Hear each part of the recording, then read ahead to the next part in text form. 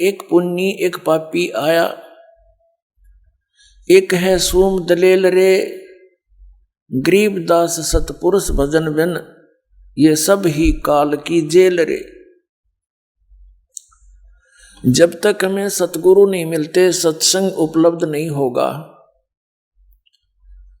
और जब तक हमें सत्संग नहीं मिलेगा तो हमें ज्ञान नहीं होगा।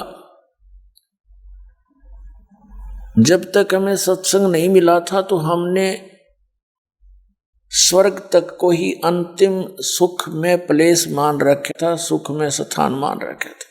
नरक की इच्छा कोई नहीं करता। किसी की मृत्यु हो जाती है तो कहते हैं स्वर्गवासी हो गया, कोई नहीं कहता नरकवासी हो गया। जबकि परमात्मा के विधान में दोनों ही वास करने पड़ते हैं प्राणी को, जब तक वो सत्य पुरुष की भक्ति नहीं करता। और सत्य पुरुष की भक्ति का ज्ञान आज तक चंद महापुरुषों को छोड़कर, या परमात्मा ने तो बताया ही था करके, अन्य किसी को नहीं है। वर्तमान में इस दास के अतिरिक्त इस विश्व में सतपुरुष की भक्ति का किसी को ज्ञान नहीं है। सतलोक जाने के उन 3 मंत्रों का किसी को ज्ञान नहीं है। तो उन मंत्रों के बिना मोक्ष नहीं हो सकता, और वो मंत्र जिसके पास नहीं है तो वो मोक्ष प्राप्ति नहीं कर सकते। तो क्या बताए हैं, जब तक सत साधना नहीं मिलती, या किए हुए पुण्य के आधार से प्राणी स्वर्ग चले जाते हैं। वो स्वर्ग क्या है? स्वर्ग एक होटल समझो, रेस्टोरेंट। रेस्टोरेंट में वही प्रवेश कर सकता है जिसकी जेब मोटी हो, जिसके पास 10-5 हजार रुपये हो, और वहां जाकर वही मौज मस्ती मना सकता है, क्योंकि वहां सब खर्चा उसकी जेब से ही होगा, लेकिन सुविधा सारी मिल जाएंगी।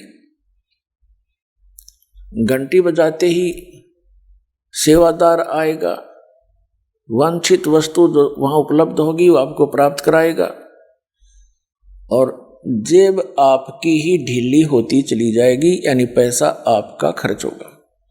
ऐसे ही जो स्वर्ग में चले जाते हैं वो अपने पुण्यों की गठड़ी ले जाते हैं, वो परस भर के ले जाते हैं पुण्यों का, और वहां सारा खाली करके फिर वापस मुंह लटका के कंगाल हो करके आ जाते हैं। उसके उपरांत यहाँ का नियम है, जैसे कर्म करेगा वैसा ही फल मिलेगा। दोनों ही भोगने पड़ते हैं प्राणी को। उसके पश्चात फिर नरक में जाएगा, नरक में अपने पुण्यों का दंड भोगेगा। उसके उपरांत फिर यहीं पृथ्वी पर आएगा। कुछ ऐसे संस्कार हैं जो उसने पशु योनि, पक्षी योनि, यानी 84 लाख योनियों में इनके शरीरों में ही कष्ट उठाकर वो खत्म करने पड़ेंगे। उसके पश्चात फिर कभी टर्न वाइज नंबर आवेगा मनुष्य जीवन का। मनुष्य जीवन के अंदर फिर हमारी ये बकवाद फिर शुरू हो जाती है जो अब हम कर रहे हैं।